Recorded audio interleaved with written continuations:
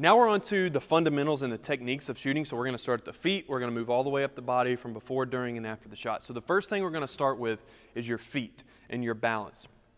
So what you want to have is as you're going down into your shot, you want your weight on the balls of your feet. You don't want to be on your toes, and of course you don't want to be on your heels. You want your body to sink straight down into the ground so that now the weight of your body is on your toes right here.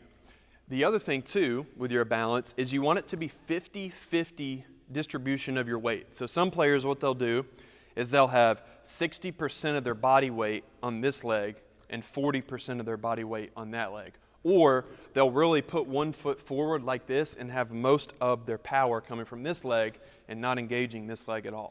So you want to make sure your 50% of your weight is here on this leg, 50% of your weight is there on that leg, and the weight is in the middle of your feet. As far as the width of your feet, it could be anywhere from hip width, so about as wide as your hips, or some shooters are going to be more comfortable with a wider position. Most recently, A.J. Griffin of Duke or the legendary NBA player Kyle Korver, they have wider stances. Klay Thompson even has a wider stance. That's fine, but you generally want to stay between hip width and shoulder width. Now, the placement.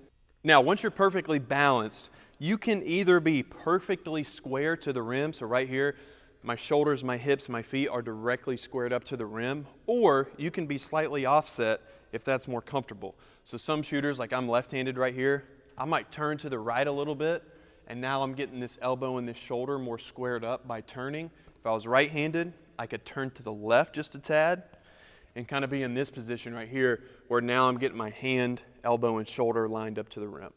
So even if you do twist a little bit, you still want to have that 50-50 weight distribution, even if you do turn to the side just a tad. All right, now we're going to talk about the position of your feet. So traditionally, most players are taught that if you're left-handed, you want your left foot, and vice versa, but you want your left foot slightly in front, and then your right foot is going to be slightly backwards. That's fine advice, and then, like I said, vice versa. Typically, right-handed shooters are taught to put their right foot slightly forward of their left foot so that their opposite foot, their left foot, their toes kind of hit the middle of their foot. I am a proponent of that, but more than just that, I'm a proponent of being able to shoot with 3 different types of footwork. So the first one, or I'll say not footwork, but a balanced position. So yes, you should be able to, with your shooting side foot, if I'm left-handed, my left foot, I should be able to shoot with my left foot slightly in front, but I should also be able to shoot with perfectly even and perfectly parallel feet, and I should also be able to shoot with my right foot slightly in front. So don't just work on the traditional shooting foot in front. Be able to do that one, even feet, and then your other foot slightly forward because in games, just how you're coming off screens, going off the dribble, doing a pullback, your feet are going to naturally be in those positions, so you need to work on that. The goal of every shot is to get to a balanced position before you shoot. Of course, basketball is a game of imperfection, so I'm not claiming that every single shot you got to get to this position right here.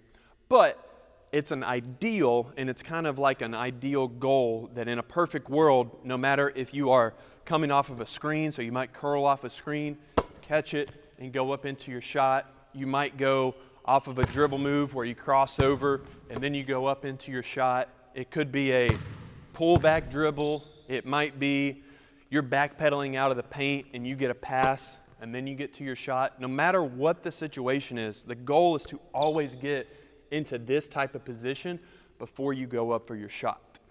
And on top of always trying to get to this position, you also always want to try to have a great landing. Now, great scorers and great shooters, they're able to get into the paint, maybe hit a fadeaway where one leg's kicking out or they kind of sway backwards and their feet go forward. Great shooters, great scorers are able to do that. You should still work on those shots. But ideally, as many shots in the game as possible, you want to start in that balanced position, and then as you go up and shoot, you want to land on both feet at the same time. And typically, you don't want your feet to land like this.